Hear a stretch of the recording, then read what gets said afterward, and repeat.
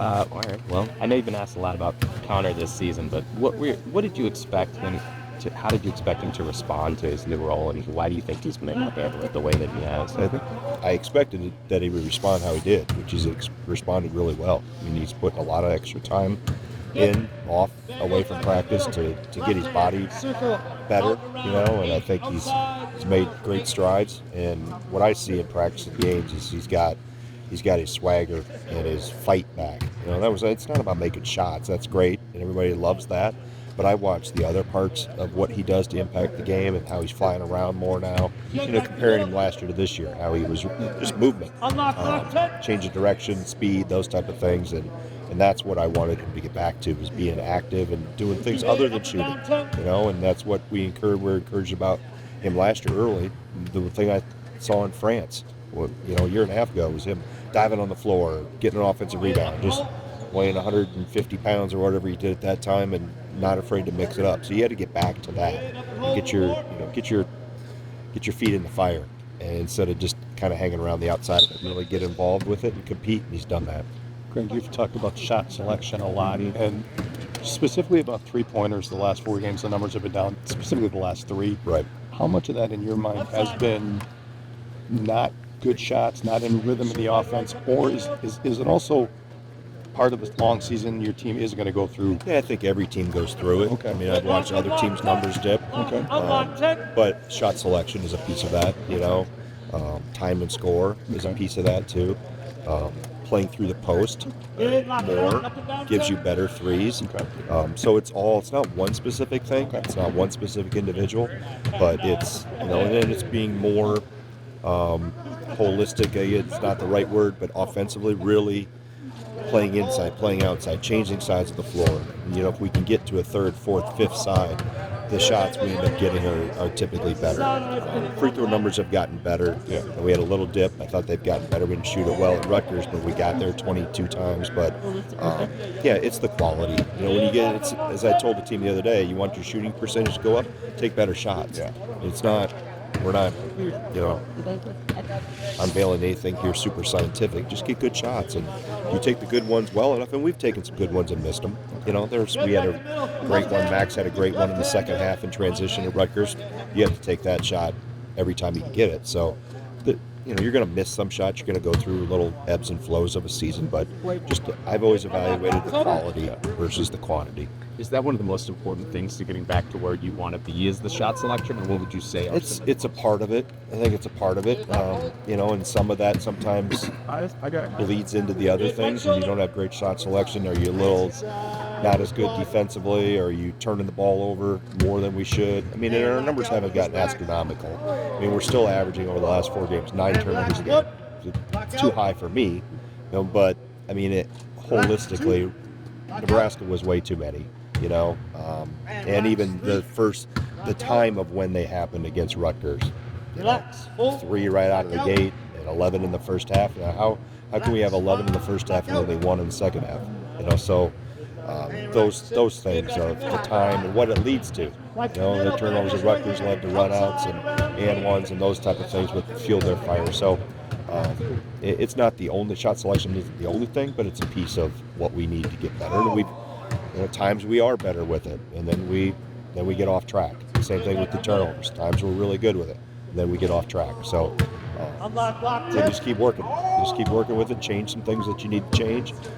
We've modified some things in terms of ball screen coverage and what we want to do to try to do a better job of keeping the ball in front of us. And I think we've done that. We did it okay at Rutgers. It wasn't that as much that got us beat. It was the start of the game to get down 9-0 and just backing up with a propane truck and throwing gas on their fire. What do you think went into that start? Hesitancy, not being aggressive. I'm watching us attack a press, take one dribble and pick it up. We talk about we never have one dribble pickups. Half court, full court, because you're playing right into their hands. So they've seen the film, they understand, because we've done it the proper way in the past of attacking and drawing to and making the next play. And at times we were aggressive, specifically AJ, who was aggressive against it. Maybe at the end of it wasn't always the best result, but we have to find the happy medium. We can't go completely out of control, but we also can't be passive and just end up with a second call, can't catch it near the half-court line, all the things that, with any team as they attack pressure. But that's what pressure does to you. It gets you out of what your train of thought is, and if you don't catch yourself fast enough, you see what happens. You get down 9-0. That's what happens. Greg, when a good shooter goes through a little shooting slump, he can become hesitant and I don't want to say lose confidence, get a little tentative.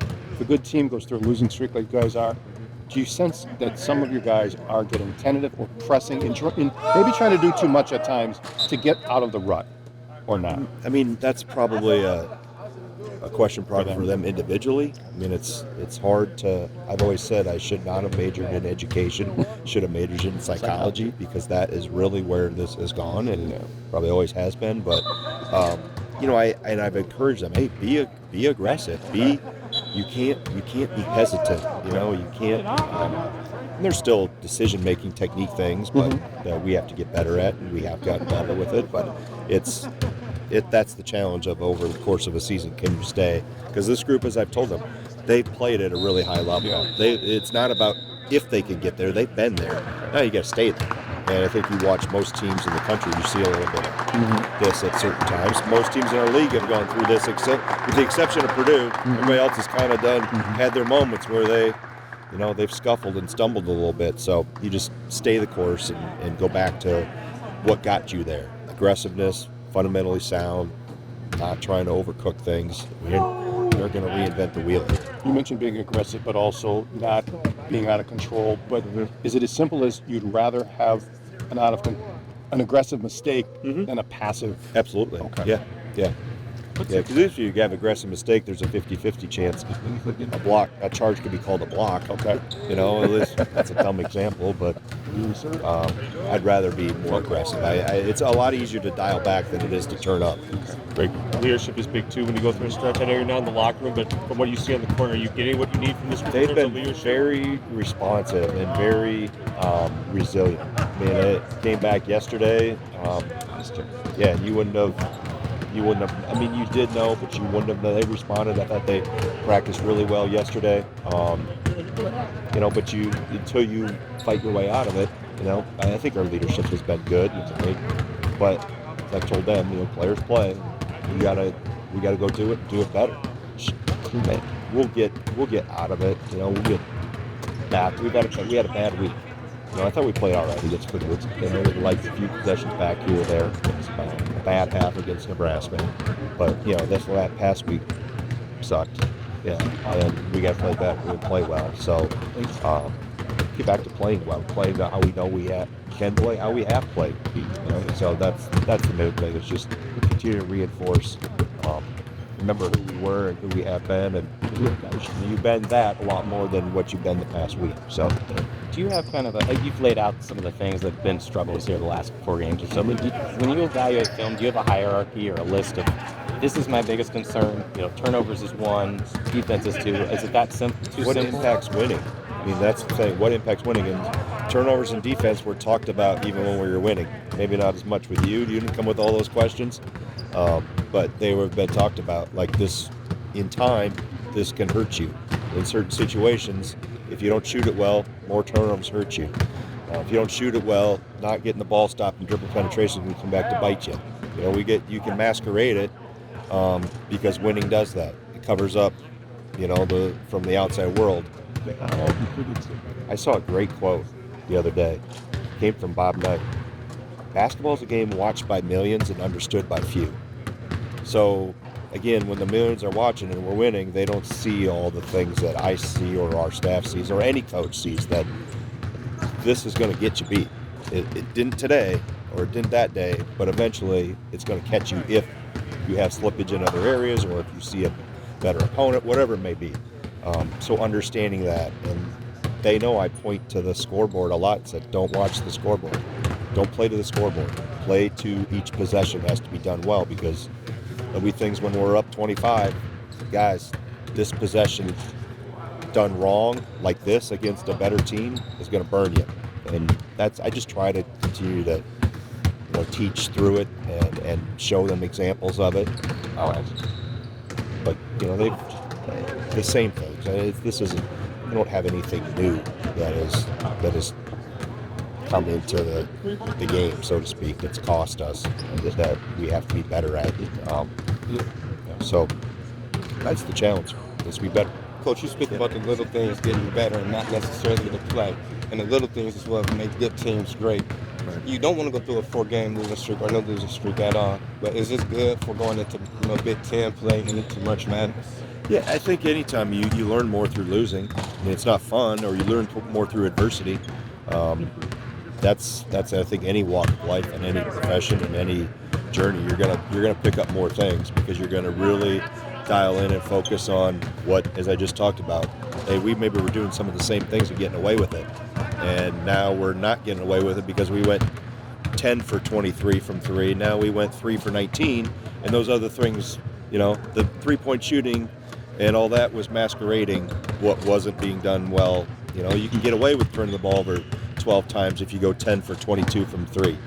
But if you go 3 for 19, you better turn it over about 4 times.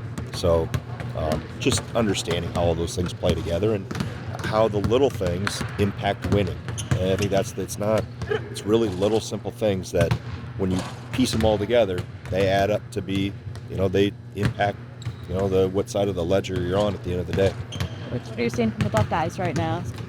They played, they've had a ton of close games. Obviously, they had a big lead against Indiana, let it get away. Been there, know that feeling. I thought they played extremely hard against Maryland. It's hard to tell against, on film, but the three guards are really good. Thornton and Gale and Jamison Battle.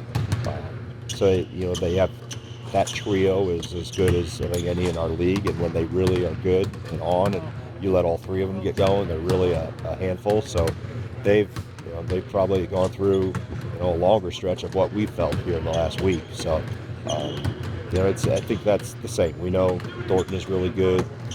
Jamison Battle's one of the best shooters. Maybe did a decent job on him in the second half. First half, maybe not as good down there.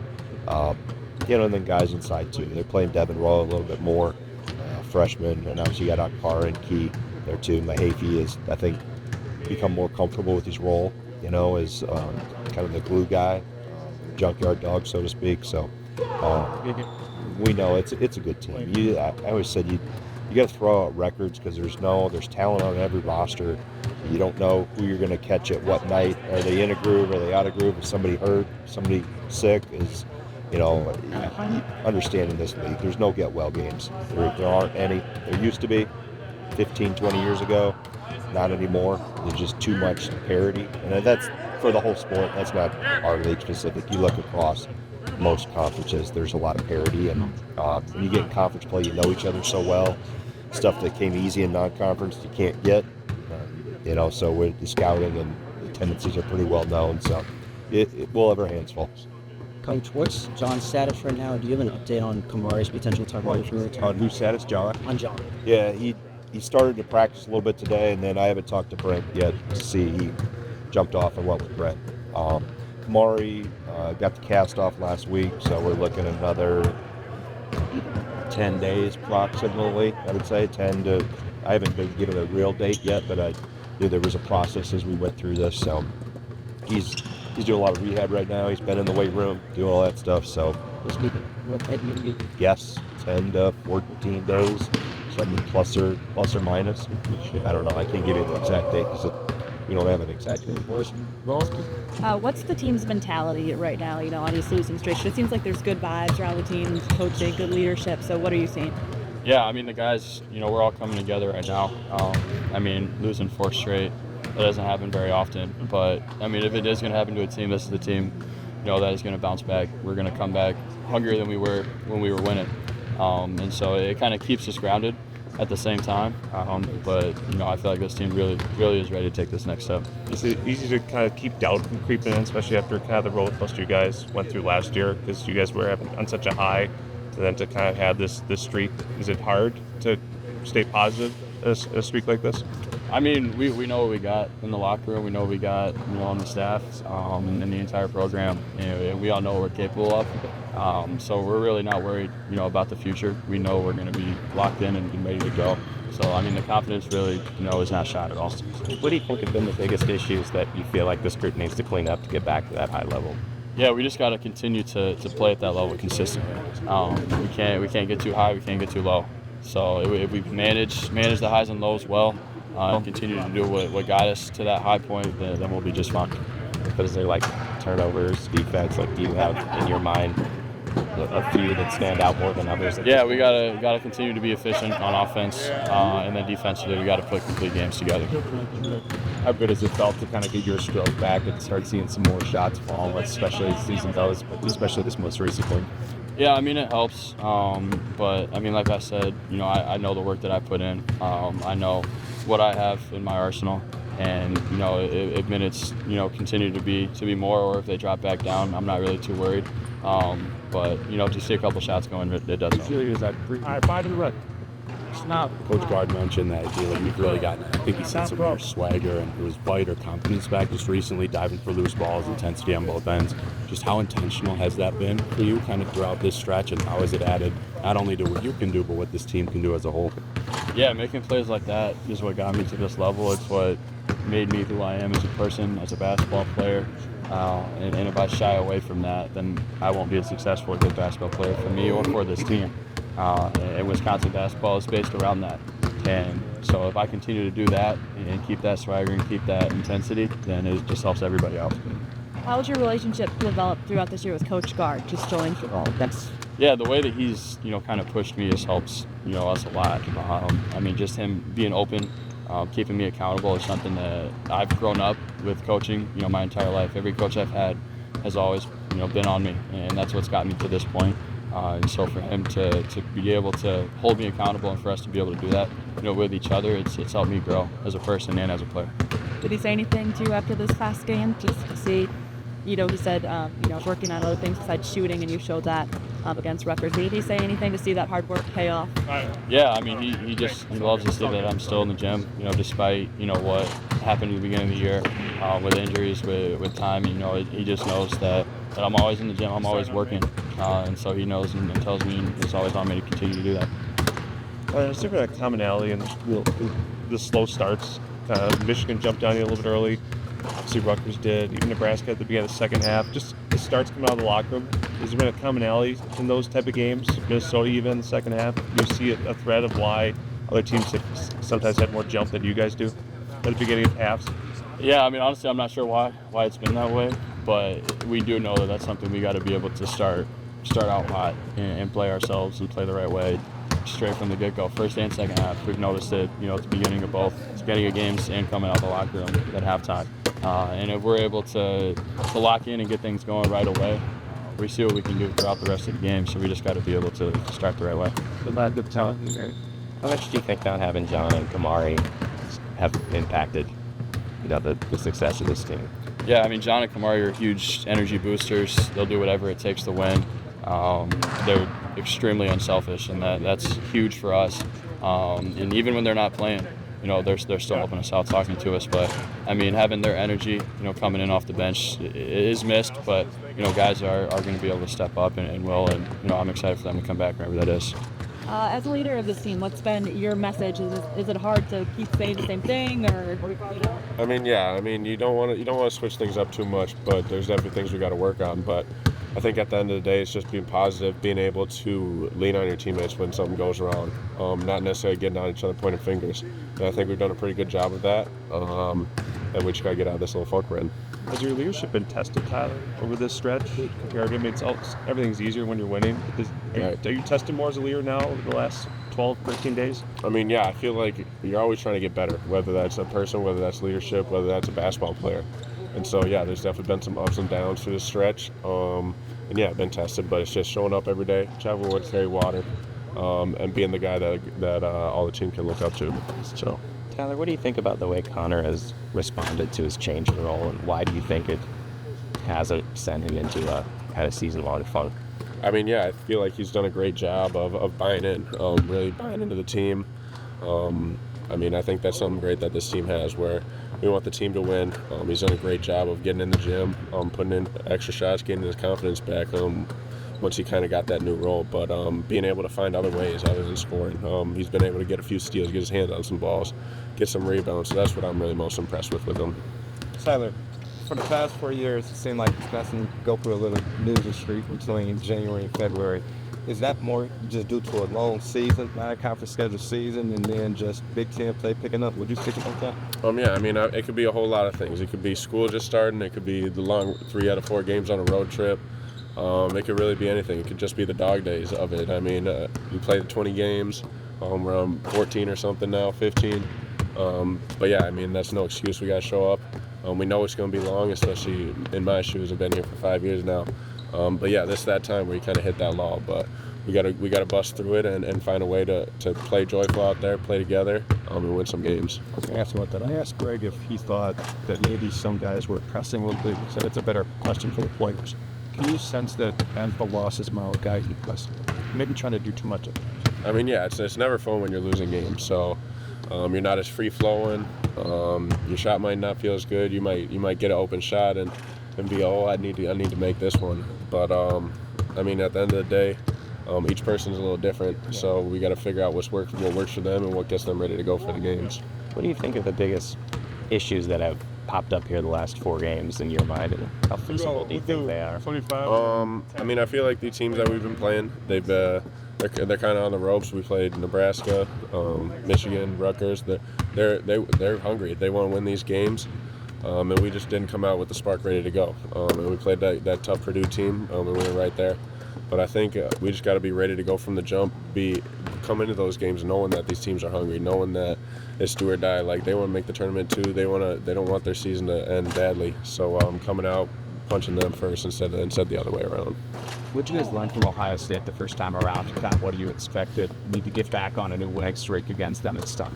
Yeah, I mean, they got a lot of good guards. I got one of my old buddies is Jamison Bad. I played AU with him, so he's been shooting it well. But we just got to do a good job of playing good team defense, limiting their paint scores, while also not letting guys like Jamison Battle or Bruce Thornton heat up from 3. So just playing solid team defense and sticking to the things that we usually need to do. What do you think's different about this team as a reason why you feel like this team can respond and start playing your best basketball again, maybe in comparison to last year? Yeah, I mean, we hit a little funk here, but scouts going to get out, and so we need to be able to counter that, come up with some things, and also just stick to what we got to do. So, I mean, we're going to show up every day. We're going to work hard. We're going to try to figure things out and hopefully get a win here tomorrow.